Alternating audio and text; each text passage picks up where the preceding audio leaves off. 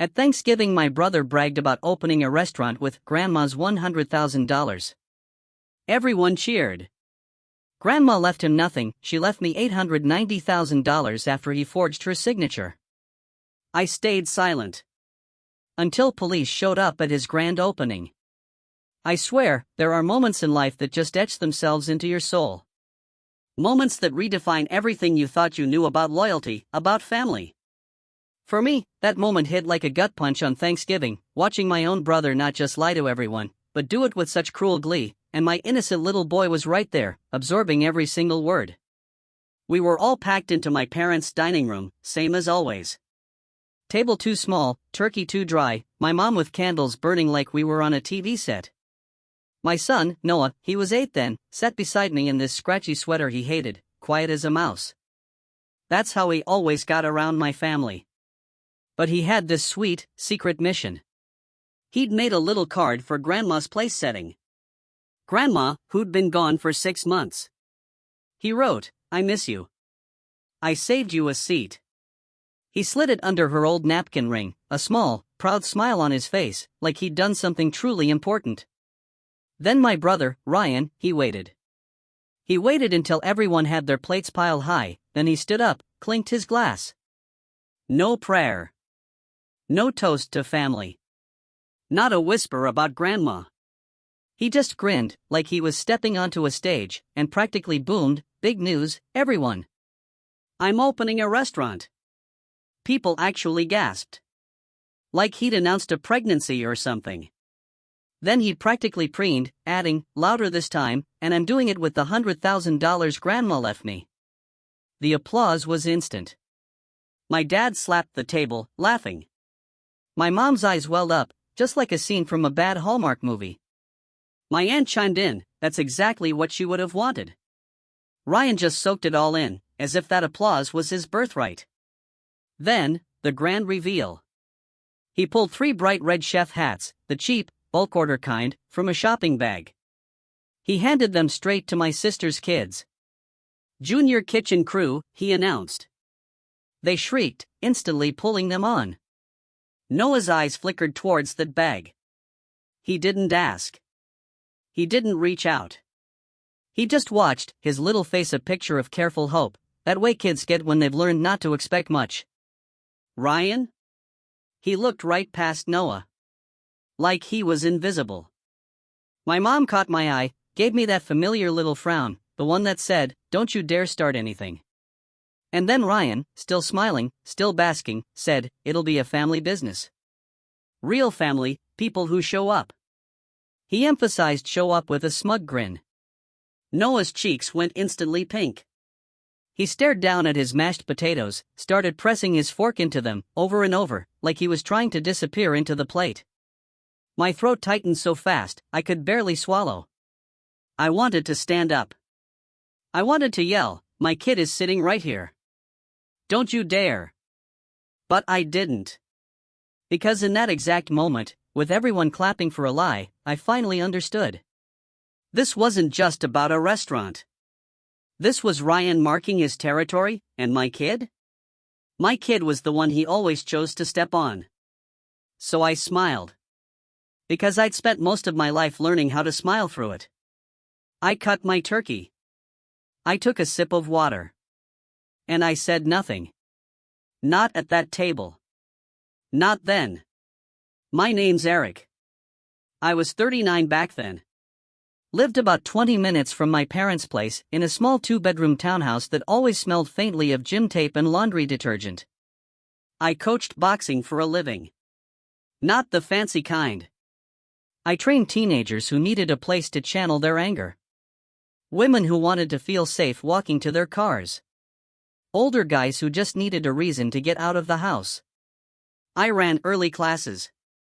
Mopped my own floors. Taped up my own heavy bags when they split. Noah was 8, small for his age, quiet, incredibly polite. He'd line up his pencils by color. Loved drawing menus on scrap paper, these little imaginary lists of food. He still called my gym dad's workplace, like it was one word. His mom wasn't in the picture. That's the cleanest way I can say it without ripping open a whole other wound. It had been just me and him for years. My family loved to talk about how hard that must be. Then they'd turn around and treat Noah like he was a guest who'd overstayed his welcome. Ryan, my brother? He was always the main character. Ask my parents, Ryan had potential. Ask me, Ryan had a pattern. He'd show up with these grand ideas and empty pockets. And somehow, I'd always be the one patching up his messes, while everyone called it helping family. It started small. Can you spot me 200 till Friday? Then, my car insurance is about to lapse. Then, I'm behind on rent, just this month. My parents, they were always in on it. A relay team passing guilt. My mom would call, her voice soft, the one she used when she wanted something from me. Eric, honey, Ryan's stressed. He's trying. You know how he gets. My dad would be more direct. You're the responsible one. He needs you. And I was the responsible one. So I paid. Money through apps. Handwritten checks. I'd cover a bill, telling myself it was just temporary. There was one year I paid Ryan's phone, his truck payment, and even a business course he swore was going to change his life. That course turned out to be a weekend seminar at a hotel with free donuts. When Noah was 5, I still had a joint account with my mom. She'd helped me set it up years before, when I was barely scraping by. She called it our family cushion. What it really was a funnel. Every time my parents needed a little extra, it came from that account. Every time Ryan needed a boost, it came from that account. I was the one putting the money in. They were the ones taking the comfort out. And the whole time, they acted like I should be grateful just to be included. No one noticed more than he ever said. He noticed how Grandma's house had framed photos of all the other grandkids, but none of him. How Ryan's kids got these huge birthday parties at my parents' house, while Noah got a grocery store cake with happy birthday written crooked. He noticed how my mom would tell the other kids, give Grandma a big hug. But with Noah, it was always, oh, he's shy. Like being quiet was a defect. I kept telling myself things would balance out. That Ryan would grow up. That my parents would soften. That Grandma, at least, saw the truth. Because Grandma always had. She was the only one who ever looked Ryan square in the eye and said, stop lying. The only one who ever put her hand on Noah's head and said, you're a good boy. When Grandma got sick, I was the one driving her to appointments. Not because I was a saint. Ryan couldn't get off work, which was his polite way of saying he didn't have steady work. My parents were too overwhelmed, which was their polite way of saying it was easier if I just handled it. I took Grandma to chemo. Sat in waiting rooms, a bag of pretzels in my lap, my gym schedule on my phone. I paid for a ramp at her back door when she started using a walker. I didn't even tell anyone. I just did it. And I helped her with paperwork, because her hands shook so badly. That's how I found out, by accident, that Grandma had been cleaning up Ryan's messes for years.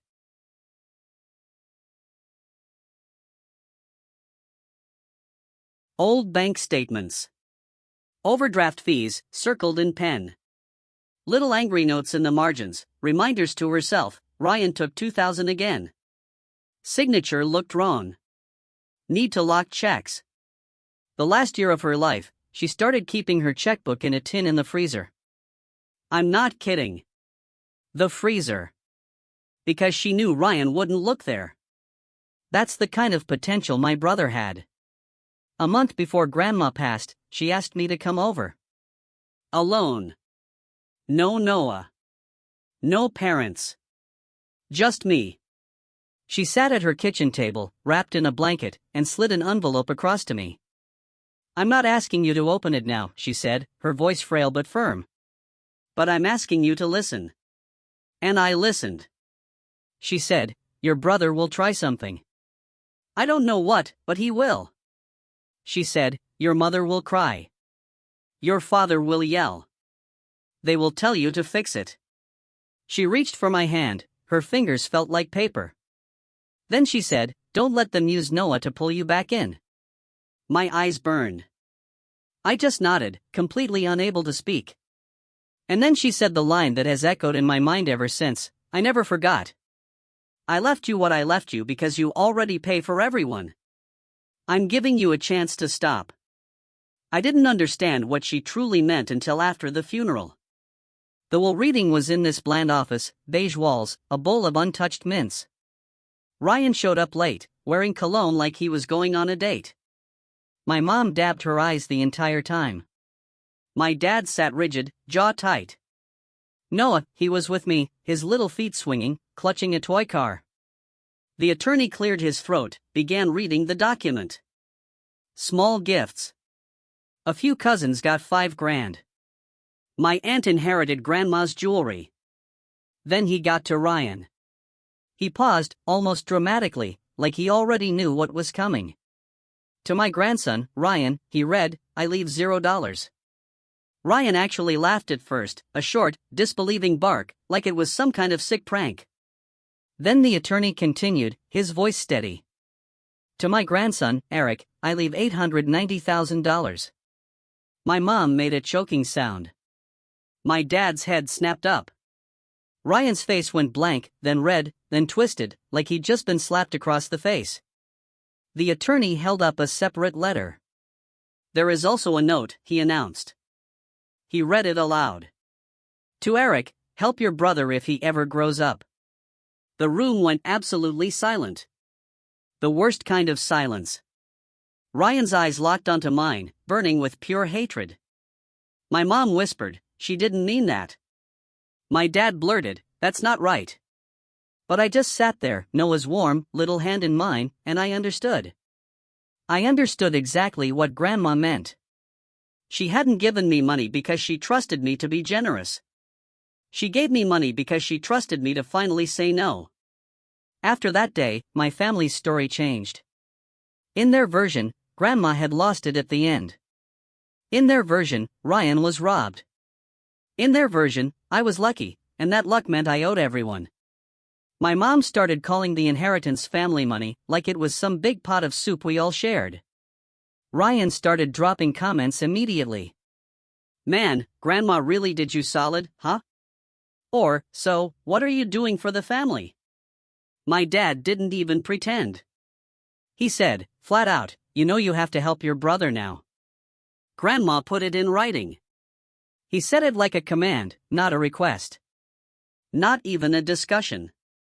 And that's where the real pattern revealed itself.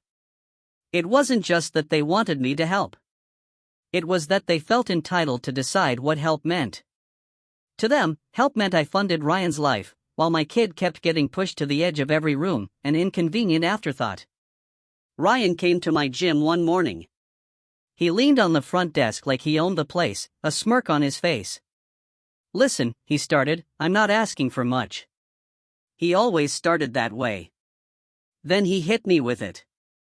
I need $100,000. I actually laughed. I thought he was messing with me. He didn't laugh back. Restaurant build out, he said, completely serious. Equipment. Lease deposit. You'll get it back. I asked, from what income? He just shrugged. From the restaurant, obviously. I pressed, do you have a business plan? He scoffed, I have a vision. That word, vision, like I was supposed to clap. I told him no. Not loudly. Not dramatically. Just, no. His smile dropped. He leaned closer, lowered his voice conspiratorially. You know what Grandma wrote, he said, trying to weaponize her words. Help your brother. I looked him dead in the eye and said, when you grow up. He stared at me, completely bewildered, like he didn't know what to do with a boundary that didn't come wrapped in a lecture. Then he did what he always did. He went around me. He went to my parents. And my parents came to me. My mom cried on the phone. My dad showed up at my gym, cornered me near the heavy bags while a bunch of teenagers tried to pretend they weren't listening. You're embarrassing your brother, he said, his voice low and angry. I wiped sweat off my hands. I'm not funding him. My dad's face tightened. Then you're choosing money over family. I didn't answer. Because I finally understood the truth. They had been choosing money over me for years. They just called it family. Which brings me right back to that awful Thanksgiving. Ryan, standing in my parents' dining room, claiming Grandma left him $100,000. Everyone clapping like they were at a ribbon cutting. Noah, small and quiet, watching my brother hand out chef hats like status symbols. I smiled. I said nothing. Because Ryan didn't just lie. He lied with a specific number. A clean, confident number. The kind of number you use when you think you can back it up. And I had this sickening feeling in my gut that he thought he had backed it up. After dessert, while the adults drifted into the living room, Noah stayed at the table, tracing the edge of Grandma's napkin ring. I asked him if he was okay. He nodded, too fast. Then he said, his voice small, "Uncle Ryan doesn't like me."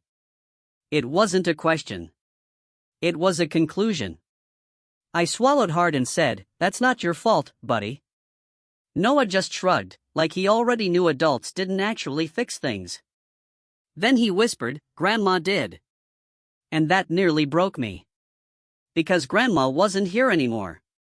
And I was still letting them make my kid feel like he needed permission to exist. I took Noah home early that night. Told my parents he had a stomachache. Easier than telling the truth. In the car, he just stared out the window, quiet, shoulders tucked in. When we got home, he went straight to his room. I stood in my kitchen, looking at the fridge. Noah had taped one of Grandma's old handwritten recipes there, one I'd copied for him. Grilled cheese. "But do it with love," it said, in her shaky cursive.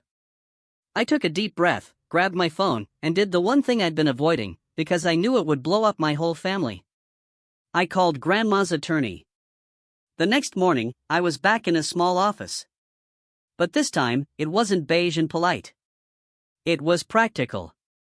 The attorney, Mr. Feldman, slid documents across his desk like he'd been waiting for me to finally catch up. "I'm glad you came in," he said. I told him what Ryan had said at Thanksgiving. The exact words. The exact number. Mr. Feldman didn't look surprised. He just nodded once. "We need to talk about a filing that came in 2 weeks ago," he said. He turned his screen toward me. There it was. A document with Grandma's name on it. A request for an early distribution from the estate. $100,000. My stomach dropped like a stone. Mr. Feldman pointed to the signature. "Do you recognize that?" he asked. I stared at it. It looked like Grandma's signature, if you squinted. But Grandma's signature always had this certain wobble at the end. A small loop she always made, even when her hands were shaking from illness. This one? No loop. This one looked like someone had drawn her name the way they remembered it. I didn't say anything for a long moment. I could feel heat rising behind my eyes. Then I asked, my voice barely a whisper, "Did this go through?" Mr. Feldman shook his head. "We flagged it. We held it. I wanted you to see it first." He paused, then said gently, "Eric, this is forgery." My hands went cold. I thought about Grandma hiding her checkbook in the freezer. I thought about her telling me, "He will try something." I swallowed hard. "What happens now?" I asked. Mr. Feldman looked at me. "That depends on what you want to do." I stared at the paper again. Then I thought about Noah at the Thanksgiving table, pressing his fork into his mashed potatoes, like he didn't deserve to look up. I thought about Ryan, with his smug grin, saying, "Real family." And something settled in me. Not rage. Not drama. Just cold, hard clarity. "I want to report it," I said. Mr. Feldman nodded, like he'd expected that too. He handed me a card. "Here's the detective assigned to estate fraud cases in your county," he said. "If you want to do this, do it clean." So, I did. That was my boundary. One clean, precise financial move. Not a speech. Not a threat. A report. That afternoon, I sat across from a detective in a small station office that smelled like burnt coffee. I brought the documents. I brought copies of Grandma's old signatures, from utility checks, from birthday cards. I brought the note she'd written to me. I didn't add drama. I didn't exaggerate. I just told the truth. The detective, a woman with tired eyes and a neat bun, studied the pages carefully. Then she looked up. Has your brother had access to her paperwork? I laughed once, a dry, humorless sound. He had access to her whole life, I said. She nodded slowly. Okay. We'll take it from here. She had me sign a statement. My hand didn't shake. I signed it calmly. I walked out of that station, got into my car, and just stared at the steering wheel for a full minute before I started the engine. Then I drove to pick up Noah from school, like it was a normal day. Because for him, it needed to be normal. For once, I wasn't going to make my child carry my family's mess. The fallout started within hours. Like someone had hit a hornet's nest. My mom called first. I didn't answer. She texted, "Call me. It's urgent." Then my dad. Then Ryan. Then my aunt. Even a cousin I barely talked to. By dinner, my phone was a blinking brick of missed calls. I fed Noah mac and cheese, the kind from a box, because I didn't have the energy to cook anything else. He sat at the counter in his socks, drawing another menu on scrap paper. He'd written, "Grandma's Specials," at the top. I watched him for a second, and my chest tightened again. But this time, it wasn't helplessness. It was resolve. After Noah went to bed, I finally checked my voicemails. My dad's voice was low and furious. "What did you do?" he snarled. "Your mother is crying. Ryan says you're trying to ruin his future. Call me back right now." Then my mom's voicemail. Soft crying, then anger underneath it. "Eric, please," she pleaded. "You're taking this too far. He's your brother. You're supposed to help him." She didn't say, "Did he forge Grandma's signature?" She didn't say, "Is this true?" She didn't say, "I'm sorry Noah was hurt." She said, "You're supposed to help." That's what they always said. Like my role was a utility. Like I was just a function.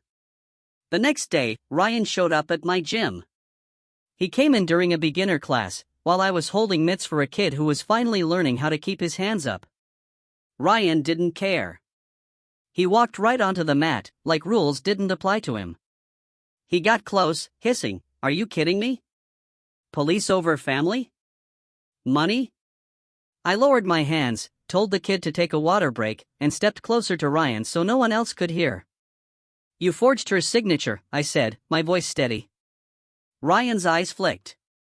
Just once. Like his brain did the quick math and realized I knew. Then he did what he always did when cornered. He tried to charm his way out.